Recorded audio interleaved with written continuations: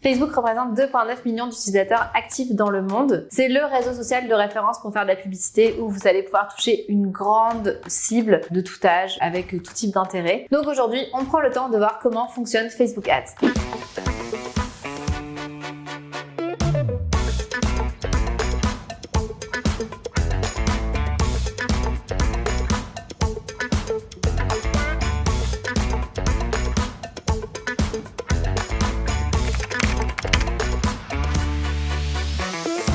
La première étape pour commencer, ça va être de créer son compte publicitaire. Donc la partie publicitaire, c'est vraiment une partie à part de votre compte personnel. Souvent, vous allez créer à partir de votre compte personnel. Vous n'êtes pas obligé. Par contre, ce qui va être important, c'est d'avoir une page parce que le compte de publicité, en fait, à chaque fois, il va mettre en avant une page ou des contenus d'une page, etc. Donc, vous devez avoir votre page d'entreprise et puis créer votre compte publicitaire pour afficher les publications de votre page d'entreprise. Donc, dépendamment, les publications, elles vont être plus ou moins commerciales. Ça va être à vous de décider une fois que vous allez mettre en place vos publicités. Donc, une fois que vous avez fait ça, c'est quand même relativement simple. Finalement, on va vous demander de créer une campagne. Donc, pour créer une campagne, la première étape, vraiment de création d'une campagne, ça va être de choisir son objectif. Facebook propose un grand nombre d'objectifs, donc je vais vous en lister certains. Notoriété, vous avez des objectifs de couverture, vous avez des objectifs de trafic, vous avez des objectifs d'interaction, de génération de leads, de conversion et plus encore parce que Facebook met souvent à jour ses objectifs, donc il est possible que certains soient ajoutés, certains soient enlevés, etc. Ce que je vous encourage à faire, c'est de vous renseigner sur chacun des objectifs parce que ça va définir la façon dont Facebook va optimiser votre publicité. Par exemple, si vous avez un objectif de notoriété, eh bien Facebook va proposer votre contenu à beaucoup plus de personnes que si vous avez un objectif de conversion. Il y a probablement beaucoup plus de personnes qui vont être intéressées à lire un contenu ou à consulter un post sur Facebook plutôt que d'acheter votre contenu. Donc ça veut dire que ce n'est pas la même audience à laquelle il faut présenter le contenu pour atteindre l'objectif qui va être soit un objectif de notoriété, soit un objectif par exemple ici de conversion. Donc finalement en fait la première étape, même avant ça, ça va être à vous de réfléchir à quel est l'objectif de mes publicités sur Facebook puisque c'est la première chose qu'on va vous demander. En définissant vos objectifs, vous allez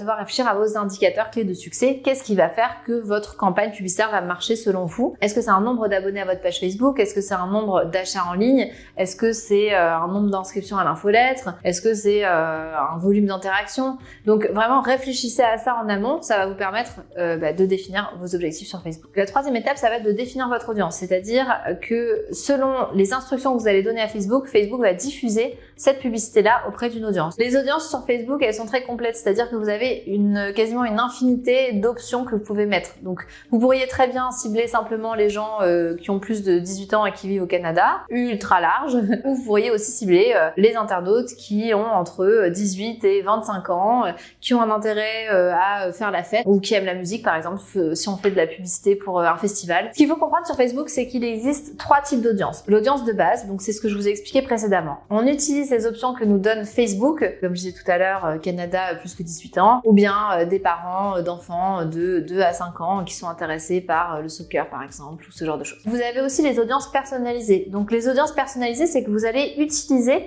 des données que vous avez pour personnaliser votre audience. Donc ça peut être par exemple les gens qui ont visité votre page Facebook. Alors on peut cumuler ça avec des audiences de base. Donc par exemple les gens qui ont visité votre page Facebook et qui ont un intérêt pour le sport. On peut aussi utiliser les audiences qui viennent d'un site web par exemple. Donc vous allez mettre le code Facebook sur votre site web. Ça va enregistrer les visiteurs qui viennent sur votre site web et puis après ça vous pouvez les recibler. Tout ça ce sont des audiences personnalisées. Il y a plein de façons d'avoir des audiences personnalisées. Si vous diffusez par exemple des vidéos sur Facebook, vous pourriez par exemple cibler les gens qui ont regardé que 25% de votre vidéo Facebook. Donc voilà, je vais pas toutes les lister parce que ça va être trop long, mais vous avez un certain nombre de possibilités. Et le troisième type d'audience, ça va être les audiences similaires. Donc là par exemple, vous avez enregistré les gens qui sont déjà venus sur votre site web, donc ça c'est une audience personnalisée. On va demander à Facebook d'aller trouver des gens qui sont similaires aux gens qui sont venus sur votre site web. Même chose pour tous les types d'audiences personnalisées, on peut aller trouver des audiences similaires pour ces gens-là. Et rappelez-vous que la règle globale en publicité, que ce soit sur Facebook ou n'importe où ailleurs,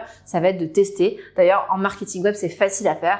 On teste, on a des conclusions, on ajuste, on teste, on ajuste, on teste, on ajuste. On va ensuite vous demander de définir le placement des publicités. Là, vous pouvez choisir les placements automatiques, donc c'est-à-dire que c'est Facebook qui va décider où vont être placées vos publicités, ou vous pouvez choisir manuellement. Moi, ce que je vous recommande, c'est d'aller regarder les choix qu'a fait Facebook pour vous et d'aller choisir manuellement le placement des publicités. Pourquoi? Parce qu'en fait, les publicités, elles peuvent être placées à plein d'endroits différents. par exemple, dans votre fil d'actualité, en fait plutôt dans le fil d'actualité des internautes. Ça peut être placé aussi sur le côté, là, sur la petite marge de côté. Ça peut être placé sur Instagram, ça peut être placé sur d'autres sites. C'est un peu trop en fait. C'est-à-dire que vous êtes mieux d'avoir un contrôle et vous dire bah tiens, moi je fais une campagne pour me diffuser sur Facebook uniquement et à tels emplacements de Facebook. Et si j'ai envie de faire de la publicité sur Instagram, eh bien je vais faire une publicité spécifique pour Instagram avec un texte qui va être différent, avec un contenu visuel qui va être différent, etc.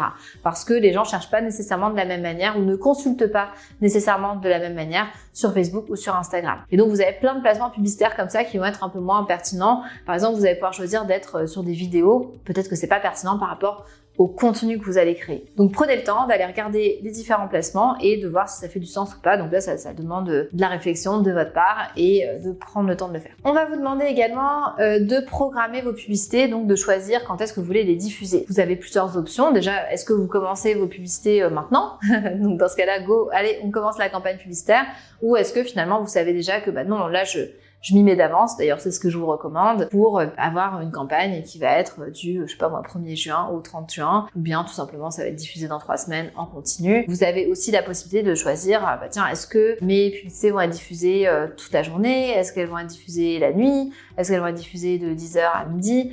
Donc là, vous avez le contrôle là-dessus. Après, moi, je vous dirais de pas forcément trop aller jouer avec ce critère-là. Ce qu'il faut savoir, c'est que Facebook est de plus en plus performant pour aller cibler les bonnes personnes pour votre objectif. Donc, vous êtes mieux de passer plus de temps à réfléchir à votre objectif que d'aller justement jouer dans, bah tiens, est-ce que je dois diffuser à 10h, à 11h, de 13h à 14h, 20h, etc. Une étape qui va être très importante quand vous paramétrez des campagnes sur Facebook Ads, ça va être de créer votre pixel. Donc le pixel, c'est le fameux bout de code dont je vous ai parlé un petit peu avant dans les audiences personnalisées, qui va vous permettre d'enregistrer le passage des internautes sur votre site pour ensuite les cibler sur Facebook. Donc ça, c'est quelque chose que vous pouvez faire dès le début. Dès que vous commencez à créer votre campagne, etc., en fait, que vous avez créé votre compte publicitaire même, vous avez la possibilité d'avoir votre code. Donc c'est un bout de code que vous allez mettre sur votre site, sur toutes les pages de votre site, pour que Facebook puisse savoir qui vient sur votre site. Alors Facebook ne sait pas forcément que c'est Madame Michaud qui est en train de visiter votre site, mais Facebook va par exemple savoir que telle adresse IP est venue sur votre site, et que cette même adresse IP est déjà venue sur Facebook et qu'elle a visité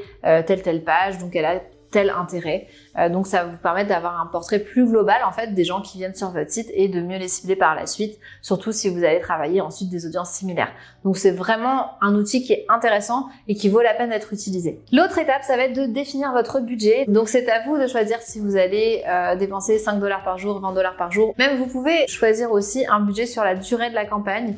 Donc si vous, par exemple, tout à l'heure je parlais du 1er juin au 30 juin, si vous choisissez une durée de campagne définie, vous pouvez avoir un budget défini pour l'ensemble de la durée de la campagne et Facebook va dépenser votre budget normalement régulièrement au cours de la campagne. Vous ne devriez pas vous retrouver le 15 du mois avec pas de budget. Si vous voulez un peu plus de contrôle, bah, à vous définir que bah tiens oui, je veux dépenser 20$ par jour. Ben, si je fais pendant 30 jours, ça va me coûter 600$.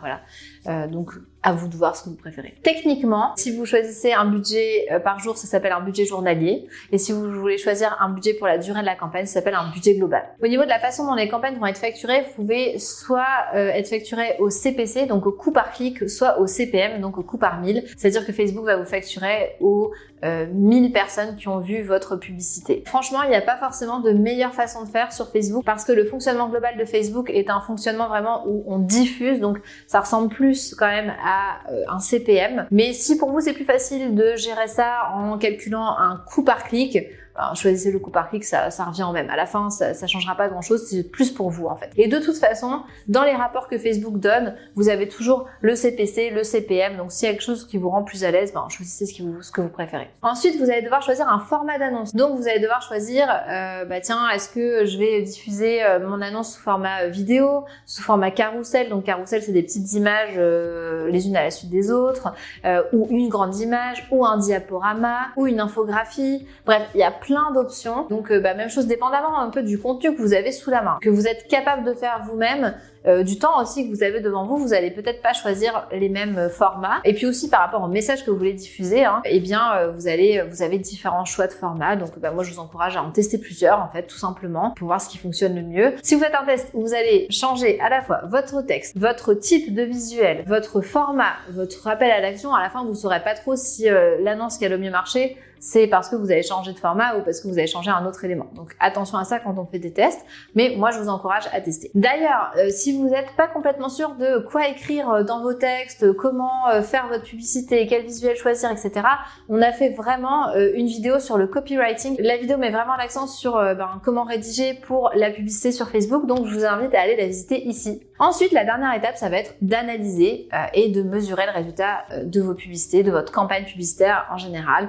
et puis après d'aller jouer sur tous les éléments qu'on a mentionnés. Et puis, ce qu'il faut retenir aussi, c'est que dépendamment de votre produit ou de votre service, vous n'allez pas toujours avoir les mêmes succès aussi en fonction des différentes périodes de l'année. Donc ça, il faut quand même le mentionner. Si vous vendez des parapluies, il y a peut-être plus de chances que vous en vendiez en automne que en plein milieu de l'été. Donc c'est logique ce que je dis, mais parfois on a des clients qui me disent tiens, je comprends pas pourquoi là on investit le même budget, on a quand même des bonnes annonces, etc.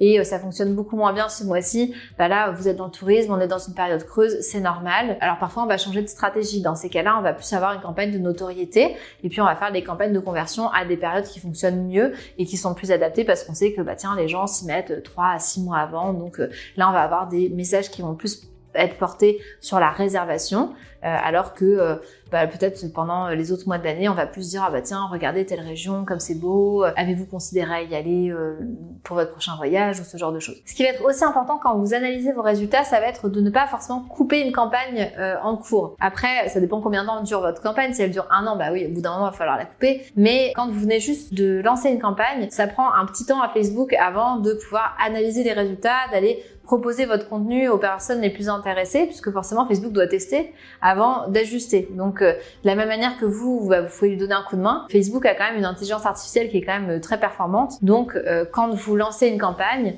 même si vous avez un énorme budget, mettons que vous ayez un budget de $200 par jour, ça vous prendra quand même peut-être une semaine complète pour pouvoir faire des ajustements. Peut-être que vous verrez une tendance plus rapidement et dans ces cas-là, tant mieux. Mais si vous dépensez $5 par jour, peut-être ça va vous prendre 2 ou 3 semaines pour avoir une bonne vision, puisque ça va être une affaire de volume. Plus Facebook va être en mesure d'afficher vos publicités à un grand nombre de personnes, plus vous allez être en mesure d'avoir des résultats qui sont significatifs. Vous connaissez maintenant les grandes étapes qui vont vous permettre de créer vos campagnes de publicité sur Facebook, de comprendre un peu comment fonctionne Facebook Ads. Si vous avez besoin d'aide, n'hésitez pas. Vraiment, on a une équipe qui est dédiée à ça et qui fait qui monte des campagnes, qui crée des visuels, qui analyse les performances et qui optimise les campagnes. Et en attendant, n'hésitez pas à vous abonner à notre chaîne YouTube. On sort des vidéos chaque semaine sur un ensemble de sujets relatifs au marketing web.